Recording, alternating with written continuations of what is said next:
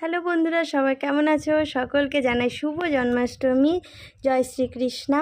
তো আমরা কাল জন্মাষ্টমীর দিন আমি আর আমার বর রেডি হয়ে বেরিয়ে পড়েছিলাম ইসলামপুরে। আমাদের জায়গায় কতগুলো জন্মাষ্টমী মানে পুজো জায়গায় জায়গায় হবে, তো ঘুরতে বেরিয়েছিলাম। তো একটু এদিক সেদিক ঘুরে টুরে তারপর আমরা লোকনাথের মন্দিরে গিয়েছিলাম, কারণ লোকনাথ জয়ন্তী ছিল ওই দিন, কালকে। তো সেখানে আমরা মোমবাতি ধূপকাঠি ধরিয়ে ছিলাম। তারপরে সেখানে প্রান্তিক এসেছিলো, প্রান্তিকের সাথে কিছুটা গল্প করে তারপর আমরা চলে গিয়েছিলাম আমাদের দিদিদের বাড়ি। তো দেখি কুহু পিহুকে কিছু রেডি করায়নি, তো আমার খুব ইচ্ছা ছিল ওদেরকে রাধা সাজানোর। তো আমি পিহুকে বললাম তো সাজাবো রাধা, তো ও আবার রাজি হয়ে গেল। ওরা দুজনই সাজতে খুব পছন্দ করে। তো পিহুকে প্রথমে আমি বসিয়ে দিলাম, কারণ কুহুকে বড় দিদিকে বসালে তো রেডি আগে যদি করাই ও ছোটোটা রেগে যাবে। তো সবার আগে ওকে রেডি করালাম, সাজিয়ে দিলাম।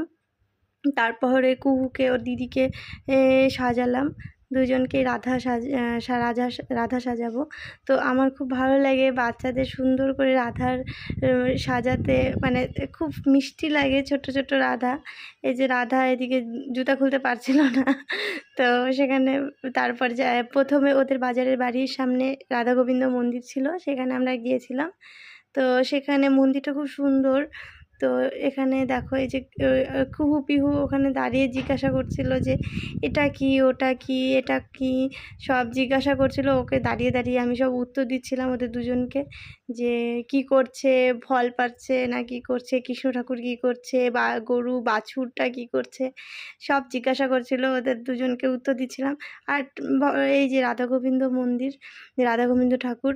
তো যাই হোক, মানে বাচ্চাদের মধ্যে অনেক প্রশ্ন থাকে যে এটা কি, ওটাকে, সব কিছু উত্তর দিলে তাদের মাইন্ড ডেভেলপটা ভালো হয়, তো সব কিছুতে মাইন্ড খাটাতে পারে।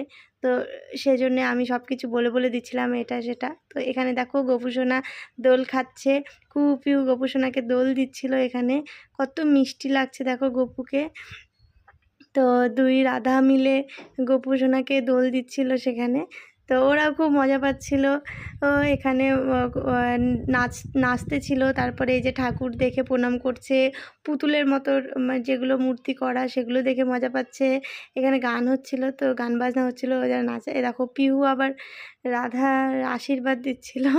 তো এই তো এখান থেকে মজা করে তারপরে আমরা আবার দিদিদের বাড়িতে প্রসাদ খেলাম। তো ওদের বাড়িতেও গোপাল পূজা হয়েছিল, তো আমাদেরকে ভোগ দিল। সেই ভোগ খেয়ে তারপর আমরা বাড়ি চলে এসেছিলাম।